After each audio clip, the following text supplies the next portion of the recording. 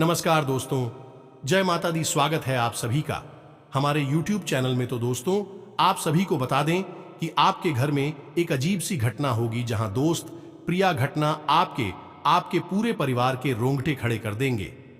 कलयुग में पहली बार ऐसी घटना आप अपनी आंखों से देखोगे और आपको अपनी आंखों पर यकीन भी नहीं होगा। ऐसी घटना होगी, ये घटना आपकी किस्मत चमका देगी। अब आपके जैसा किस्मत वाला कोई भी नहीं होगा। स्वयं ब्रह्मा ने आपका किस्मत अपने हाथों से लिखा है और आपका किस्मत बहुत ही भाग्यशाली है। और आप तो सबसे ज्यादा भाग्यशाली इंसान हैं जो आपके घर में ऐसी घटना होने वाली है। यह चमत्कारिक घटना ही कह सकते हैं, या चमत्कारिक घटना आपकी जीवन में होने वाली है। जी हां दोस्तों, इन दो चीजों की शक्ति इतनी प्रबल है, इनके प्रयोग मात्र से, यानी अपने पूजा के घर में या अलमारी में चुपचाप रख लेने मात्र से आपके द्वारा हर एक विनती, हर एक निवेदन सीधे भगवान तक पहुंचेगा।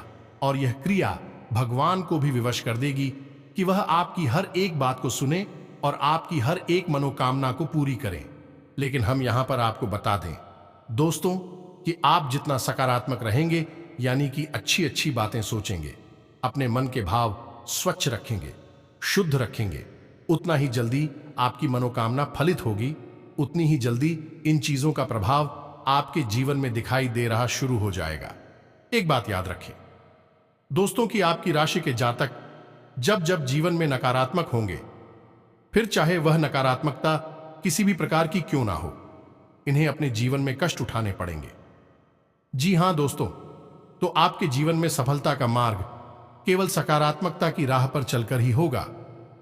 इस बात को आप निश्चित तौर पर अपने दिमाग में बिठाकर रखें। अब आपके मन में यह प्रश्न पूछ रहा होगा कि कौन सी ऐसी दो चीजें हैं जिनका इतना अधिक बल है, इतना अधिक प्रभाव है और इनके बारे में अब तक आपको पता तक नहीं है। जी हां दोस्तों, हम आपको बता दें कि बहुत सारी ऐसी चीजें होती हैं जो कि गुप्त रखी जाती है, जानबूझकर इन्हें छुपाया जाता है, सामान्य तौर पर लोगों को बताया नहीं जाता है। अब हमारी शास्त्रीय या फिर वैदिक पद्धति में इन चीजों के बारे में वर्णन तो मिलते हैं, लेकिन इन चीजों को या तो लोग जानते ही नहीं हैं, या फिर जो चाहते हैं वह साधारण तौर पर किसी को बताते नहीं हैं। अब जिनको इन बातों के बारे में पता चल जाता है भी, तो जल्दी जल्दी कामयाबी की सीढ़ियां चढ़ जाते हैं, जीवन से उनके सारे कष्ट दूर हो जाते हैं। लेकिन जिन्हें पता नहीं होता है, बस छोटे मोटे प्रयास करते रहते हैं और हमेशा जीवन में और स्थान बने रहते हैं। उनकी भक्ति और उनकी साधना कभी भी उनकी मंजिल तक नहीं पहुंच पाती है, अपने लक्ष्य को हासिल नहीं कर पाती है।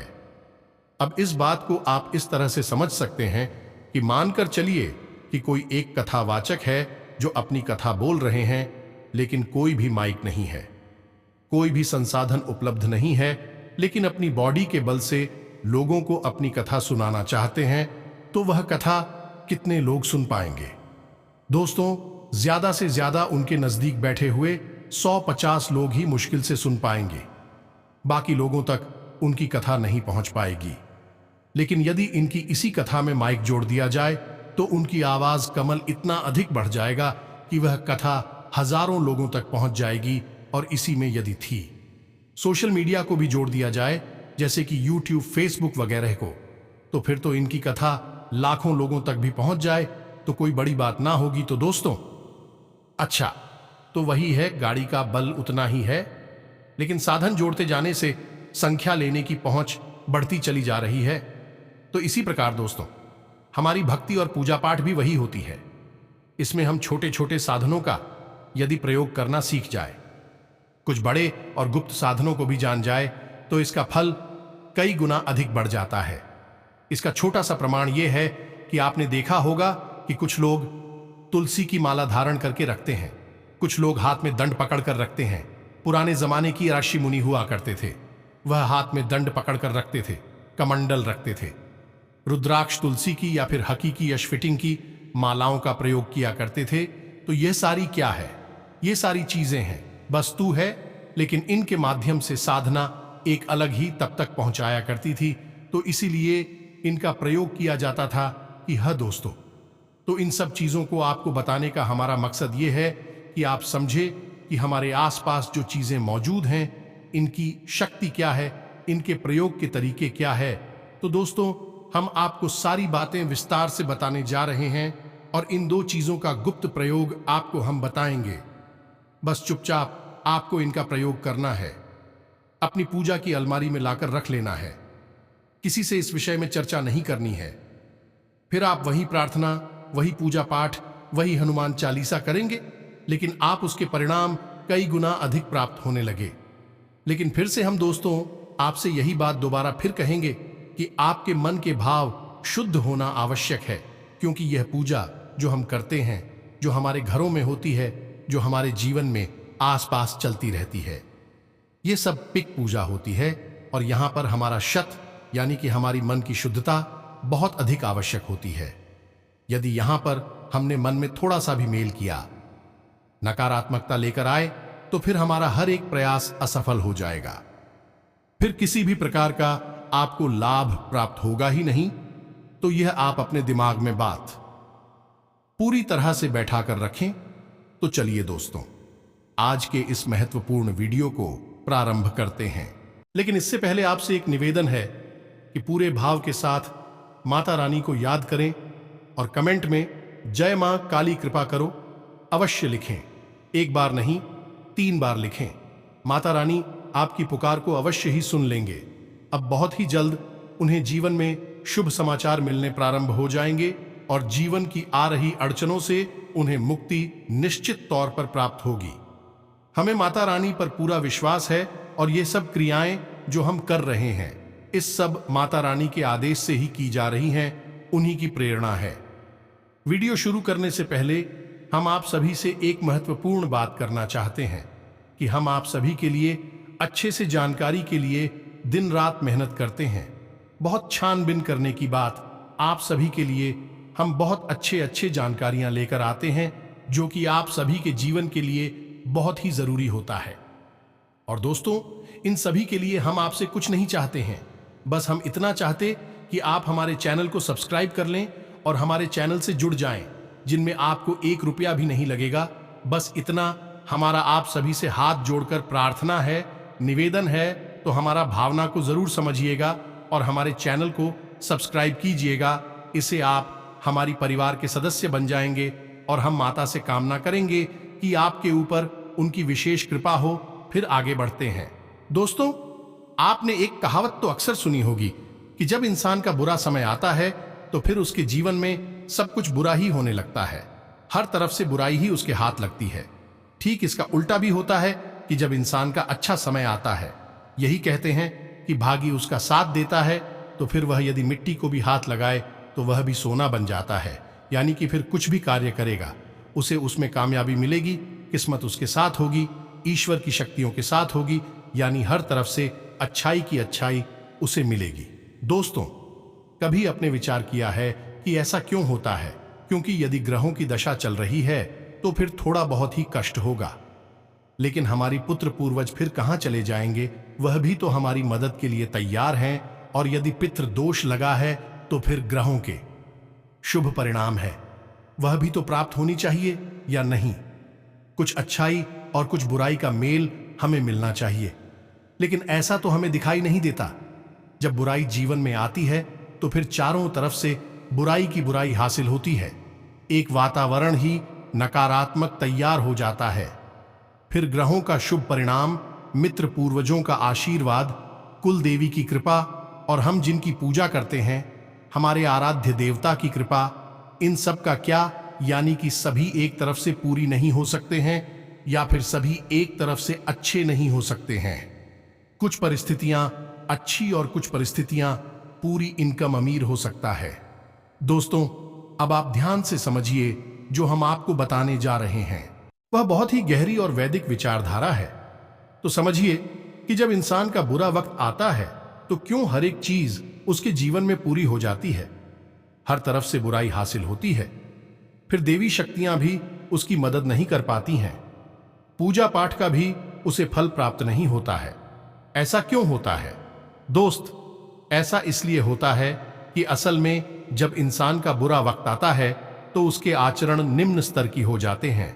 निम्न स्तरीय आचरण जैसे कि जुआ, शराब का सेवन, अधिक और अनेक प्रकार के व्यवहार में लिप्त होने लगता है, रिश्वत लेने लगता है, गलत कार्य करने लगता है, कमीशनवासी के काम धंधे शुरू कर देता है, लोगों से लूटपाट यानी कहा जाए कि जबरदस्ती से धन उगाही और वसूली जैसे कार्य, ब्याज का व्यापार जैसे कार्य शुरू कर देता है, यानी कि कई तरह की गलत और नकारात्मक गतिविधियां करना शुरू कर देता है।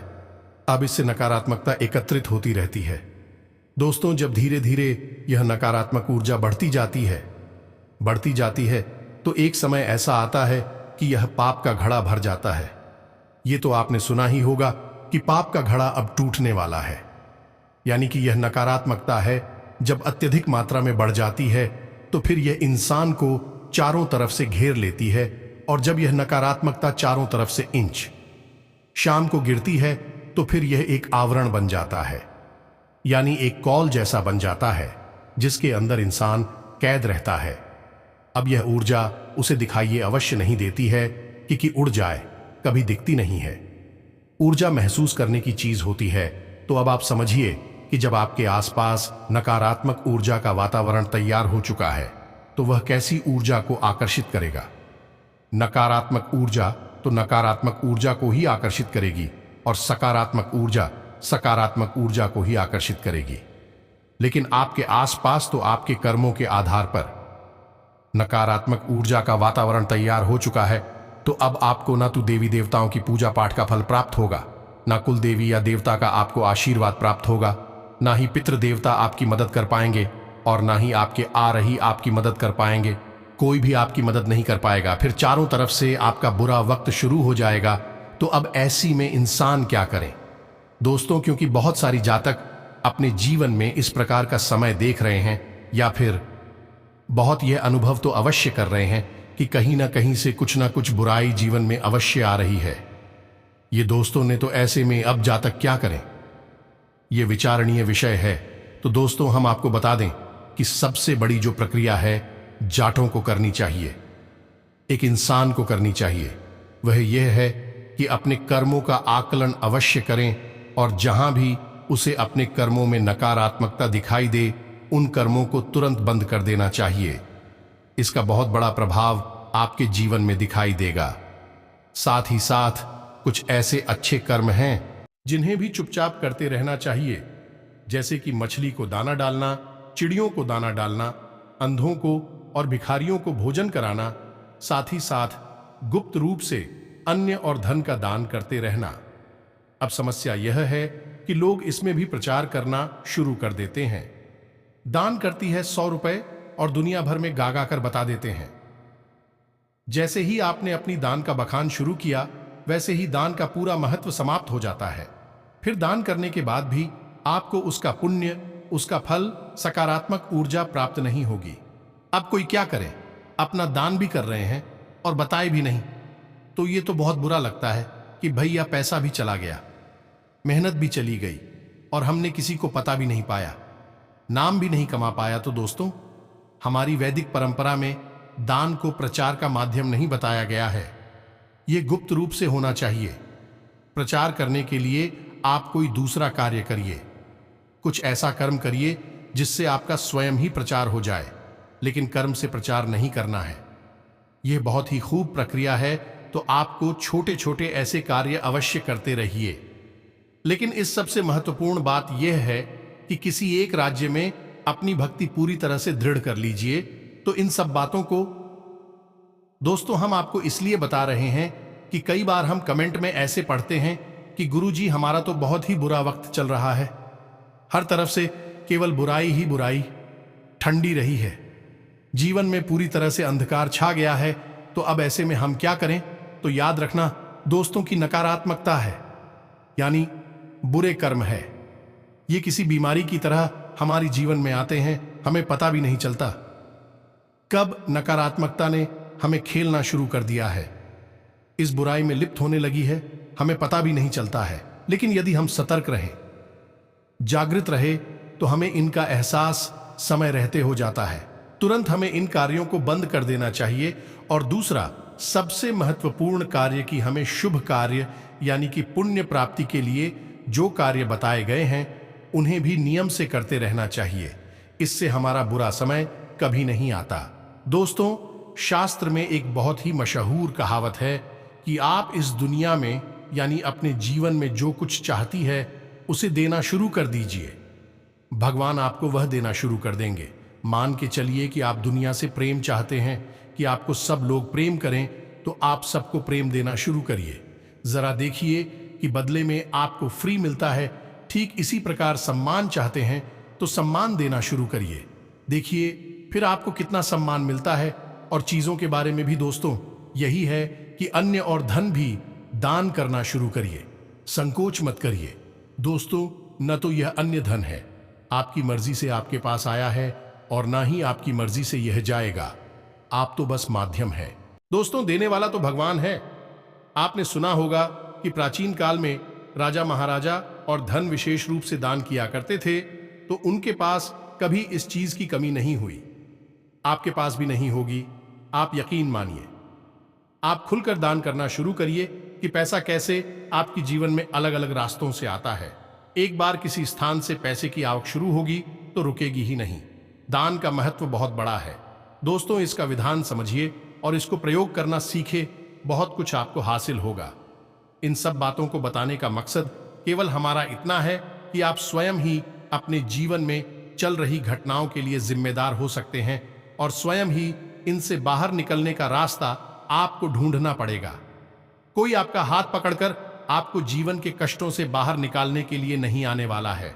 यह आपका कर्म है, आपको ही यही युद्ध लड़ना है, और आपको ही इस युद्ध को जितना भी है। दोस्तों, चलिए अब हम आपको बताते हैं कि कौन सी है बुद्धगुप्त चीजें आपको चुपचाप है अपने पूजा घर में लाकर रख लेना है।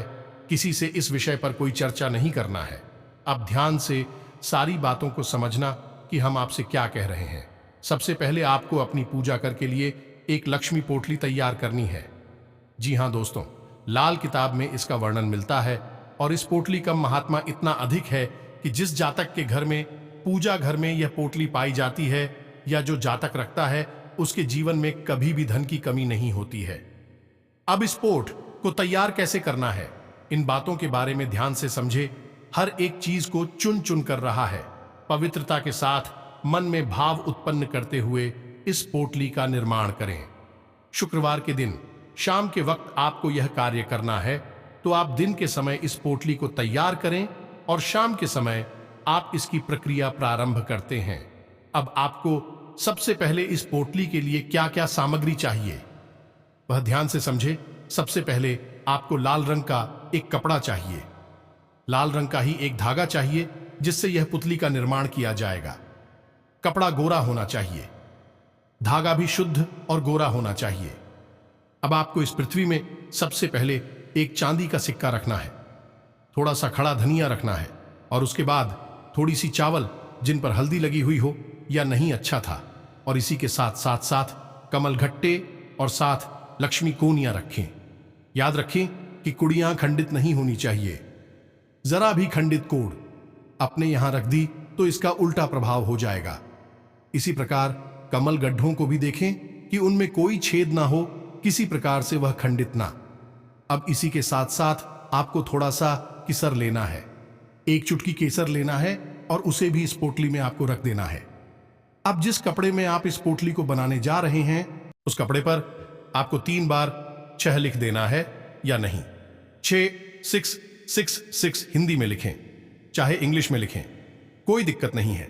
3 बार आपको उसे लिख देना है। 6 का जो अंग है यह माता लक्ष्मी को समर्पित होता है, तो 3 बार 6 लिखने के बाद आपको यह सामग्री इस पोटली में रखकर इसे लाल धागे से बांध लेना है। अब इस उपाय के बारे में आपको किसी से चर्चा नहीं करनी है। कोशिश यह करना है कि आप जब अपने पूजा घर में बैठकर इस सामग्री को तैयार करें तो कोई आपको देख ना पाए। ये दोस्तों, अब आपको शुक्रवार के दिन शाम के समय यानी कि शाम को 7 बजे के आसपास गाय के घी का दीपक जलाना है, और माता रानी के चरणों में लाल पुष्प और ये पुतली अर्पित करते नहीं हैं, और माता रानी से ऐसी कामना करनी है हमारे जीवन में जो भी कष्ट हैं उन्हें आप हर ले और हमारे जीवन में भरपूर धन संपदा दें, ताकि हम अपने जीवन में हर एक समस्या का सामना कर सके, और आपकी कृपा से एक शुभ और मंगल भाई जीवन चाहिए। इस प्रकार की आपको कामना करनी है, और इस पोटली को आपको पूजा समाप्त होने के बाद अपनी पूजा की अलमारी में किसी भी स्थान पर गुप्त रूप से छुपाकर रख देना। ध्यान दोस्तों, अब कुछ बातों का आपको ख्याल रखना है कि आप जहां पर इस पोटली को रख रहे हैं वहां पर भगवान भोलेनाथ का ना तो फोटो होना चाहिए, ना ही कोई शिवलिंग होना चाहिए। मतलब कहने का यह है कि आप इसे माता लक्ष्मी की फोटो के नीचे या कहीं भी आसपास किसी कपड़े के नीचे छुपाकर किसी भी प्रकार से रख सकते हैं।